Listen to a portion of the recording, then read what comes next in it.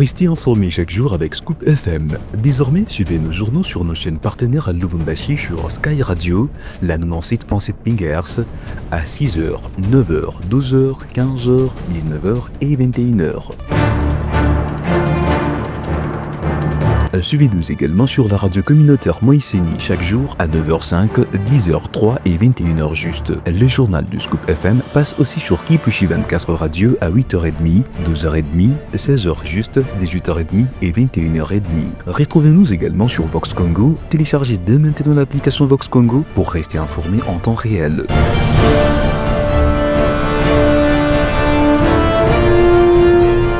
Scoop FM, suivez-nous sur notre page Facebook et sur notre chaîne YouTube pour tout savoir sur l'actualité locale, provinciale, nationale et internationale. Scoop FM, la neutralité réelle. La neutralité réelle.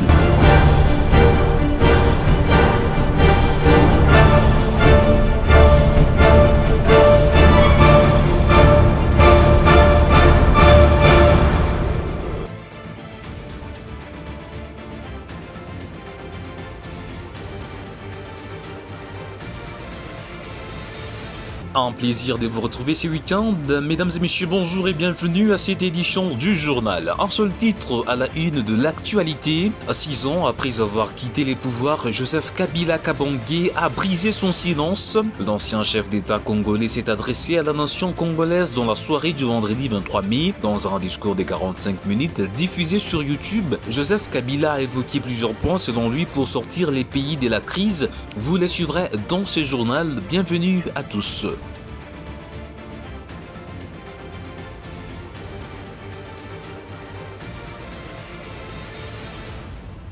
Dans un discours des 45 minutes diffusé sur YouTube, l'ancien président de la République, Joseph Kabila Kabange, est revenu sur la situation actuelle du pays, brisant ainsi son silence après avoir légué les pouvoirs à Tshisekedi en janvier 2019. Suivez un extrait de son discours choisi par Christian Muchompa. Les conséquences négatives de cette gouvernance non orthodoxe sont pour le moins stupéfiantes. Le pays est ainsi devenu un espace de non-droit. La République a cessé d'être démocratique et la volonté du chef de l'État tient désormais lieu de loi suprême, supplantant la Constitution et les lois. En revanche, érigé en politique du gouvernement, le populisme et la démagogie, le mensonge et l'arrogance, la discrimination et la stigmatisation de certaines composantes de notre peuple, l'institutionnalisation du tribalisme et du népotisme. L'ancien président de la République démocratique du Congo, Joseph Kabila, s'est adressé à la nation, comme vous le savez, c'est vendredi 23 mai 2025. De quoi retenir de cette sortie médiatique? Ornikar Banza Molakissi, analyste politique indépendant, nous donne son regard des faits dans cet extrait. Je crois que particulièrement, je n'avais pas souhaité à ce que Joseph Kabila s'exprime en dehors du pays. J'avais souhaité nécessairement à ce que cette proposition soit faite face à face entre lui et le président en exercice. Malheureusement, les conditions politiques n'ont pas permis à ce que ces gens se mettent autour d'une table.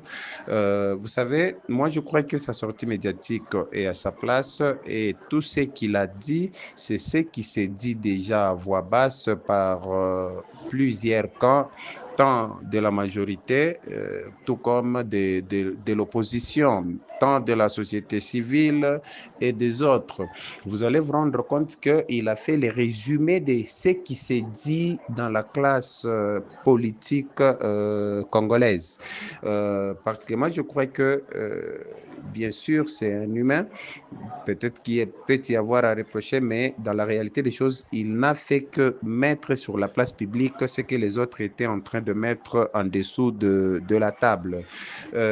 Merci beaucoup. En ce qui concerne sa proposition de pacte, du pacte citoyen en ces 12 points qu'il a relevés, je crois que M. Jean Bondo, on ne peut pas ignorer ce qu'il a beaucoup plus dit, c'est beaucoup plus insisté. Restons sur ces mêmes chapitres de l'adresse de Joseph Kabila Kabange à la nation.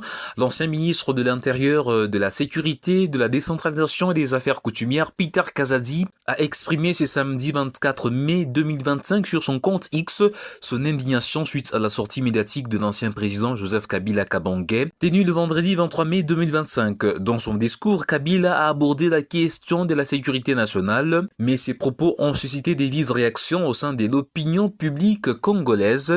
Et Peter Kazadi a souligné que l'un des points les plus marquants du discours de Kabila était son silence sur la présence de l'armée rwandaise sur les sols congolais. Cette affirmation met en lumière une contradiction perçue dans les discours de l'ancien président qui semble minimiser une menace extérieure tout en s'opposant à des forces alliées. Kazadi a également appelé à une prise de conscience collective parmi les Congolais, les exhortant à ne pas se laisser distraire par des discours qui, selon lui, ne tiennent pas compte de la réalité sur le terrain. Et puis dans l'actualité, les vice-premiers ministres de l'Intérieur, de la Sécurité, de la Décentralisation et des Affaires coutumières, Jacquemain Chabani, a été auditionné jeudi 22 mai à l'Assemblée nationale. De précision dans cet élément de Gédéon Kassongo. Cette audition portait sur les actes des bavures inciviques, les arrestations arbitraires et autres tracasseries commises par les éléments de la police nationale congolaise dans la capitale, Kinshasa. Elle a également été interrogée sur la présence d'éléments fictifs enregistrés au sein de la police.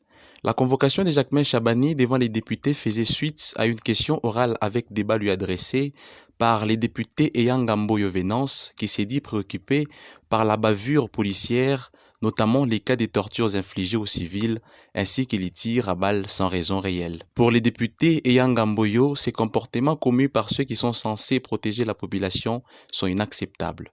En réponse, le ministre de l'Intérieur, Jacquemain Chabani, a assuré les députés de son engagement dans la sécurisation des populations et leurs biens. Il a précisé que les projets de loi portant réforme de la police constituent une réponse aux préoccupations soulevées. Poursuivons ce journal lors du 44e Conseil des ministres tenu ce vendredi 24 mai 2025 à la Cité de l'Union africaine. Le président de la République démocratique du Congo, Félix Tshisekedi, a instruit un groupe des membres du gouvernement constitué notamment des ministres des Affaires foncières, de la Justice et des Infrastructures et Travaux publics de mettre en place un dispositif coordonné des régulations des contrats et des médiations foncières autour des zones impactées par les travaux des rocades de Kinshasa, capitale du pays. Et puis au cours de la séance plénière de vendredi 23 mai 2025, présidée par le président de l'Assemblée provinciale de Kinshasa, Lévi Mbuta Sangopamba, le rapport de la commission d'enquête sur les dégâts des inondations des récentes pluies diluviennes dresse un bilan final de 36 disparus, 110 décès, 211 blessés et environ 40 000 sinistrés. Je vous convie d'écouter la lecture du dit rapport dans cet extrait choisi par votre rédaction. Au terme de notre mission d'enquête, les conclusions des travaux irrélatifs se présentent comme suit. A. L'ampleur des dégâts causés par les inondations des récentes pluies diluviennes dans la ville de Kinshasa, 36 personnes disparues, 110 décès par noyade, effondrement de murs ou glissement de terrain. Ce n'est pas peu de choses. 211 personnes blessées, dont 46 hospitalisées, avec les moyens de prise en charge de l'État.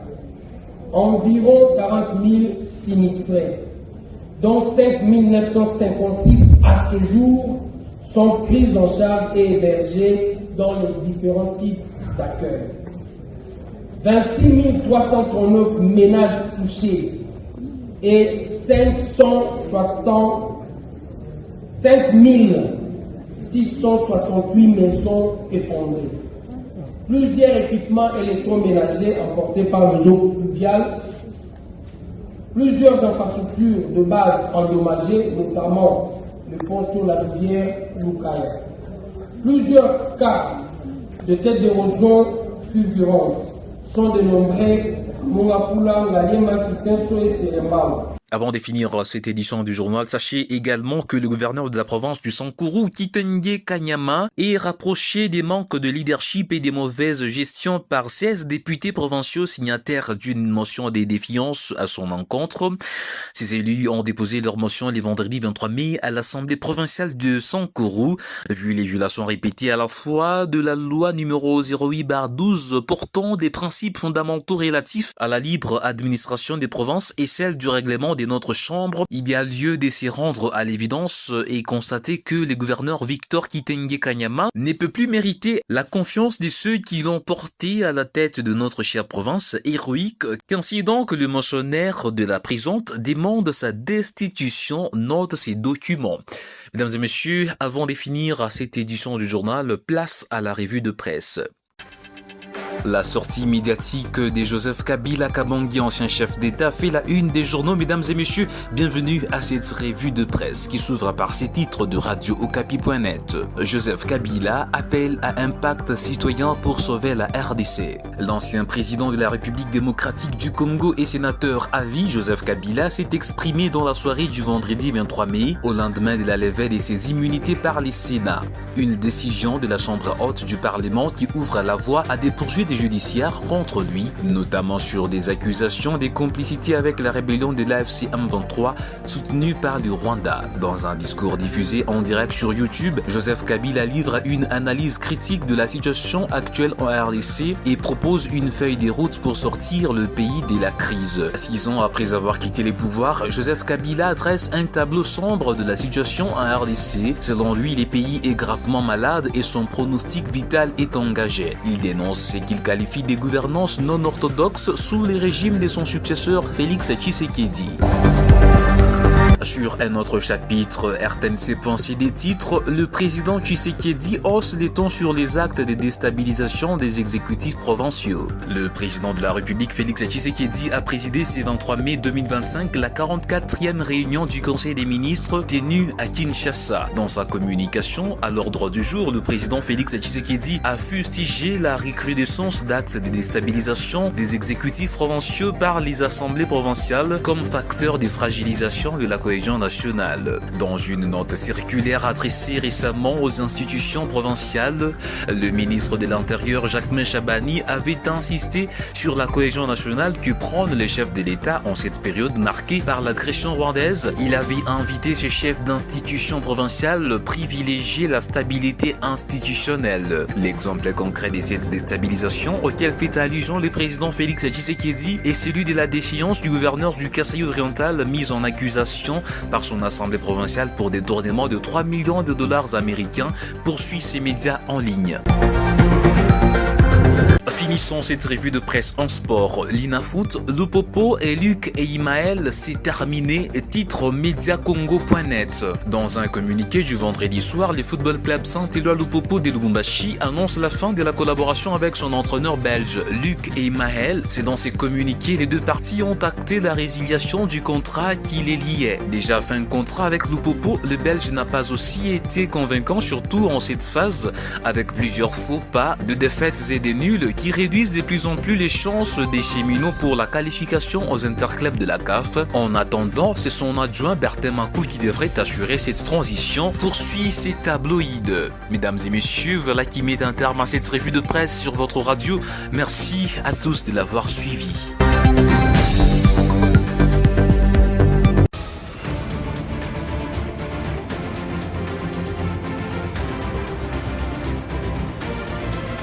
C'est la fin de cette édition du journal présenté par Gloire Diboué. Ce fut un plaisir de vous servir cette semaine. Merci à l'ensemble de l'équipe rédactionnelle, coordonnée par Christian Mouchampa. Retrouvons-nous à très prochainement. D'ici là, portez-vous très bien. Excellent week-end à tous.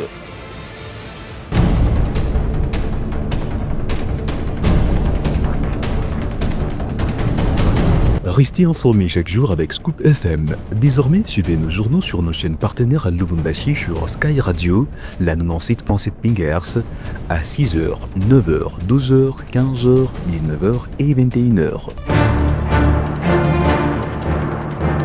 Suivez-nous également sur la radio communautaire Moïseni chaque jour à 9h05, 10h03 et 21h juste. Le journal du Scoop FM passe aussi sur Kipushi 24 Radio à 8h30, 12h30, 16h juste, 18h30 et 21h30. Retrouvez-nous également sur Vox Congo. Téléchargez dès maintenant l'application Vox Congo pour rester informé en temps réel.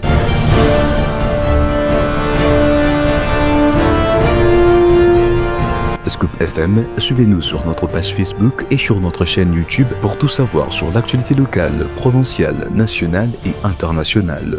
Scoop FM, la neutralité réelle.